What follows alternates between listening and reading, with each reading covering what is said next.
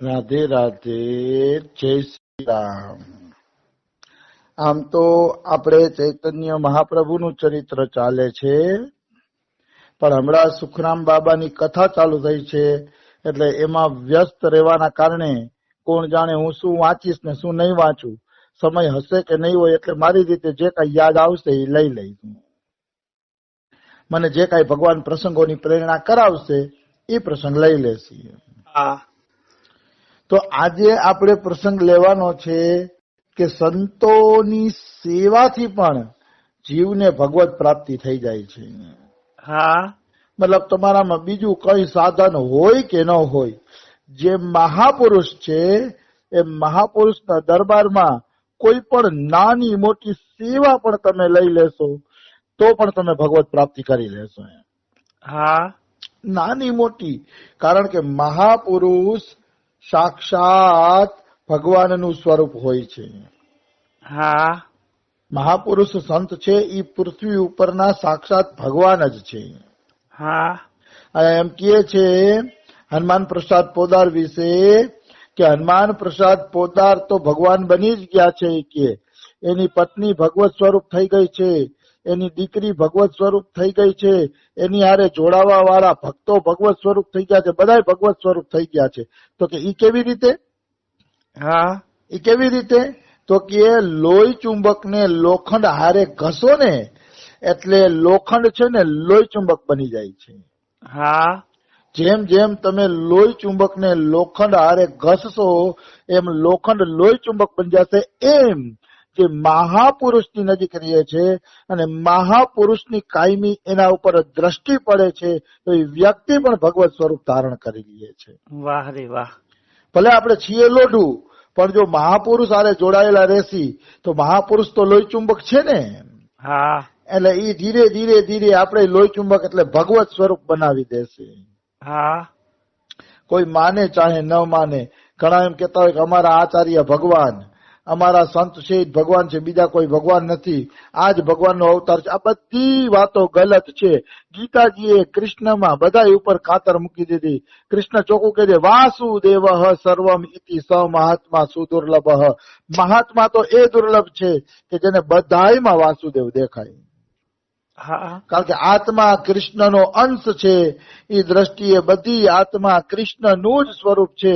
કોઈ ભગવાન છે ને કોઈ ભગવાન નથી ના સાધારણ છે, એની માનવી જ બધી ગલત વાત છે, જેની ખરેખર ઊંચી દ્રષ્ટિ થઈ ગઈ છે. અને ખરેખર જે પહોંચેલો છે ને એના માટે એક જ સિદ્ધાંત છે કે બધાયમાં વાસુદેવ રહેલા છે. ગીતાજીમાં ભગવાને જે ખુલાસા કર્યા છે એ ખુલાસા તો કદાચ કળિયુગના અંત સુધી બધા રસિકો માથું પીટશે ને તો એ નહીં કરી શકે. બિલકુલ.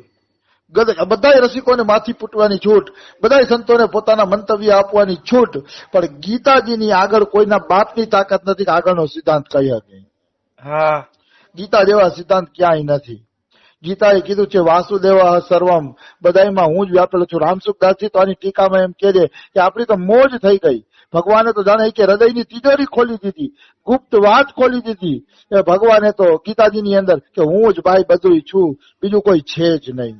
હા, કેવી સુંદર અને સરસ ગુપ્ત વાત ગીતાજીની. મને ગીતાજી, ભાગવત અને રામાયણ એની આગળ તો કોઈના સિદ્ધાંત લાગતા જ નથી. હા, સનાતન ધર્મના સિદ્ધાંતો કેવલ ગીતા અને ભાગવતની અંદર જ છે, એટલે એને જ ફોલો કરવા જોઈએ. હા, રસિકોની વાણીનું આસ્વાદન કરી શકાય, પણ એની વાણી કોઈ સિદ્ધાંત ન બની શકે. એની વાણીમાં ક્યાંક ક્યાંક પોતાની નિષ્ઠાની એવી વાતો આવતી હોય જેમાં સંકીર્ણતા દેખાતી હોય. હા, તો નાનો કોઈને વૃંદાવન વાસનો દ્રઢ નિશ્ચય છે કે હું વૃંદાવન છોડીને નહીં જાઉં, તો એ સિદ્ધાંત હારો છે, લ્યો વૃંદાવન, પણ એ એક પક્ષીય સિદ્ધાંત છે. હા, એ જેને વૃંદાવનમાં ભાવ છે એને ગમશે, પણ જેને બારે રહીને ભગવાન મેળવવા છે એને સિદ્ધાંત નહીં ગમે. બિલકુલ. એને સિદ્ધાંત નહીં ગમે, કારણ કે એને તો બારે રહીને ભગવાન મેળવવા છે, વ્રજમાં આવી શકતા નથી. તો શું કરે?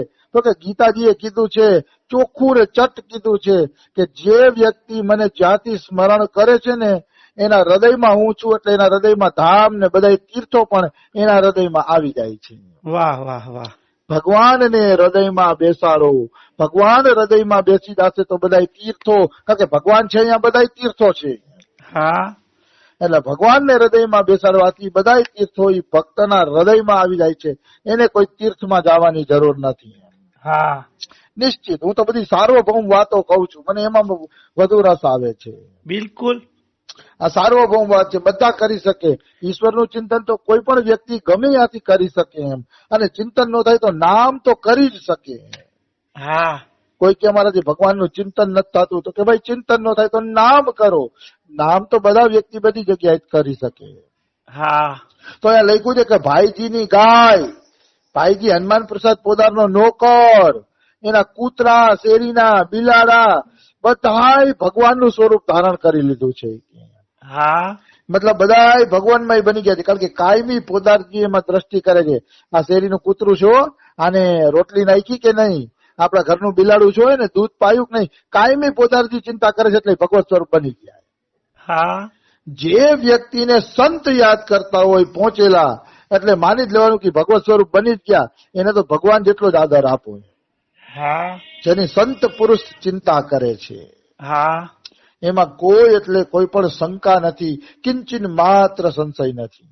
હા આવી વસ્તુ છે. તો પોદારજીની આવી સિદ્ધ દ્રષ્ટિ હતી કે પોદારજીની બધામાં ભગવત દ્રષ્ટિ જ હતી. હા હવે જ એના ઉપરથી પ્રસંગ લઈએ કે એક એના સત્સંગમાં જે વાળવા વાળી હતી, એ વાળવા વાળી ઉપર પોદારજી કઈ રીતે કૃપા કરે છે. હા એ તો પોદારજીના ઘરમાં ગીતા વાટિકામાં જે વાળવા વાળી આવતી, એને ભગવાનનું સ્વરૂપ જોતા પોદારજી. હા આવી વસ્તુ છે. તો હનુમાન પ્રસાદ પોદારજીનો નિત્ય સવારે 1 કલાક સત્સંગ થતો હોય. હા નિત્ય પ્રતિ ગીતા વાટિકામાં હનુમાન પ્રસાદ પોદારજીનો 1 કલાક સત્સંગ થતો. હા તો એ સત્સંગની અંદર એક ગરીબ બ્રાહ્મણના બેન વાળવા ચોડવાની સેવા કરવા આવતા હતા. નોકરાણી તરીકે જ હતા આમ તો, હા પણ પોદારજીએ કોઈ દી એને નોકરાણી માયના નહોતા.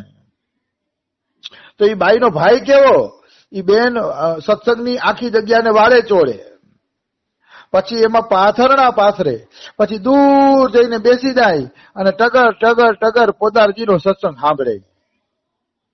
એના મનમાં એવો ભાવ હતો કે હનુમાન પ્રસાદ પોદારની અંદરથી ભગવાન જ બોલે છે, મારો ઠાકુરજી જ બોલે છે. એટલે ચૂપચાપ એ સત્સંગ સાંભળતી રહેતી. ચૂપચાપ સત્સંગ સાંભળે અને એમ માને કે જ્યાં હનુમાન પ્રસાદ પોદાર સત્સંગ કરે છે એ ભૂમિ તો તીર્થ બની ગઈ છે, અને એ ભૂમિને વાળવાનું સૌભાગ્ય મને મળે છે કે તો એ મારા અનંત સૌભાગ્ય છે કે હું એ ભૂમિને વાળું છું. હા એવો ભાવ રાખી અને એ નિત્ય પ્રતિ સત્સંગની જગ્યા વાળે અને સત્સંગ સાંભળે. નહીં બીજું કઈ ભજન નહીં પાછું એને. હા અહીંયા નોકરાની તરીકે કામ કરે, વાળે ચોડે, પોદારજીના સત્સંગની રજ માથે ચડાવે, પોદારજીનો સત્સંગ સાંભળે અને પગાર લઈને ઘરે વહી જાય. હા આ નિત્યનું આનું કામ એમ. એટલે પોદારજીને ખબર હતી કે બ્રાહ્મણી મારામાં અતિશય શ્રદ્ધા રાખે છે. હા એટલે પોદારજી શું કરતા, ક્યારેક ક્યારેક 100 રૂપિયાની નોટ ઓલા કાગળના પડીકામાં વાળી અને નોકરાણીને આપી દેતા. હા કારણ કે ભાઈજીને ખબર હતી કે નાનકડા પગારમાંથી કોઈનું ઘર હાલે નહીં. એટલે હનુમાન પ્રસાદ પોદાર 100ની નોટ ક્યારેક ક્યારેક એને કાગળના પરબીડિયામાં ભરાવીને આપી દેતા. હા ઓલી તો ના પાડતી કે અરે પોદારજી, તમે સાક્ષાત ભગવાન છો, તમે આટલા સત્સંગના કાર્ય કરો છો, તો કમસે કમ મને વાળવાની તો સેવા આપો, મને તમારા ચરણ રજથી તો વંચિત ન કરો. એ કે હા મને તમારી ચરણ રજ મળી જશે, તમે મને આ વાળવાની સેવા મારી પાસે છોડાવો નહીં. હા એમ વાત કરે છે આખી. તો પોદારજી તો હસી દે, હસી અને એને હોની નોટ પકડાવી દે. 5-6 દી નો થાય ત્યાં હોની નોટ આપી દે, 5-6 દી નો થાય ત્યાં હોની નોટ એને આપી દે. અને ધન્ય છે હનુમાન પ્રસાદ પોદારને, એને દેવાવાળા એટલા હતા ને કે એની વાત ના પૂછો ને. પોદારજીએ જે કરોડો રૂપિયા ખર્ચીને સેવાના કામ કર્યા છે ને, એ ગઈ સદીમાં કોઈ નથી કર્યા, એમ હું માનું છું. હા આની પહેલાની જે સદી છે, એ આની પહેલાની સદીમાં પોદારજી જેટલા મોટા કામ કોઈ નથી કર્યા. હા પણ એમાં પોદારજી એકલાનો જ હાથ નતો, 4 મહાપુરુષ હતા. સ્વામી રામસુખદાસજી, જયદયાલ ગોયંકા, રાધા બાબા અને પોદારજી. આ 4 જણાના કારણે એટલો રૂપિયો આવતો ને કે ક્યાંય દુકાળ કે નદીની બાઢ આવી હોય ને તો અન્નક્ષેત્ર ચાલુ કરી દેતા એ લોકો. વાહ વાહ. આવડી મોટી સેવા મેં ક્યારેય કોઈની જોઈ નથી. હા જયદયાલ ગોયલકા છે ને, એને એકવાર એની પત્નીએ પૂછ્યું કે હવે ક્યાં સુધી તમારે આ દુકાળવાળાની સેવા કરવી છે, કે આપણા ઘરમાં બધું ખૂટી ગયું છે. હા તો કે દુકાળવાળાની સેવા ક્યાં સુધી કરશો? તો જયદયાલ ગોયલકા એવું જવાબ આપ્યો ખબર છે? એ દુકાળવાળા જે લાઈનમાં ઉભા રહીને આપણું અનાજ ખાય છે ને, એ લાઈનમાં હું ઉભો ન રહી જાઉં ને ત્યાં સુધી સેવા કરવી છે. વાહ. મતલબ મારે બધું લૂંટાવી દેવું છે, અને દુકાળવાળા જે લાઈનમાં બેસીને ભોજન પામે છે ને, હું એને ભેગો ભોજન લેવા માંડીશ. હા ક્યાં સુધી સેવા કરવી છે? મને તો બહુ ગમ્યું આ વાત. આવી વસ્તુ છે. તો હવે આ બ્રાહ્મણની નોકરાણી હતી ને, હા એ બ્રાહ્મણની નોકરાણી બીમાર પડી હા અને એના પ્રાણ જવાની તૈયારીમાં હતા. એના હા. પ્રાણ છે ને કંઠ પાસે પહોંચી ગયા હતા. હા તો પ્રાણ જવાના હતા ને, તો અંતિમ સમયે એને હનુમાન પ્રસાદ પોદારને યાદ કર્યા હા કે હનુમાન પ્રસાદ પોદારજી અંતિમ સમયે આવે. હા એટલે પોદારજી આવ્યા, કારણ કે હનુમાન પ્રસાદ પોદારનો એક નિયમ હતો કે અંતિમ સમયે કોઈ યાદ કરે તો જરૂર જવું. હા એટલે પોદારજી ગયા એ મૈયા પાસે. મૈયા ખાટલામાં પડેલી હતી. પોદારજીએ જઈને મૈયાનો હાથ પકડી લીધો. હા હાથ પકડી લીધો ને, ત્યાં તો એને પોદારજીમાં સાક્ષાત કૃષ્ણના દર્શન થવા માંડ્યા. વાહ રે વાહ. ત્યારે એ બોલવા માંડી. રાધા બાબા કહે છે કે હે રાધા બાબા, આ ભાઈજી છે ને કોઈ શેઠ નથી, કોઈ ભક્ત નથી, આ તો સાક્ષાત ભગવાન જ છે.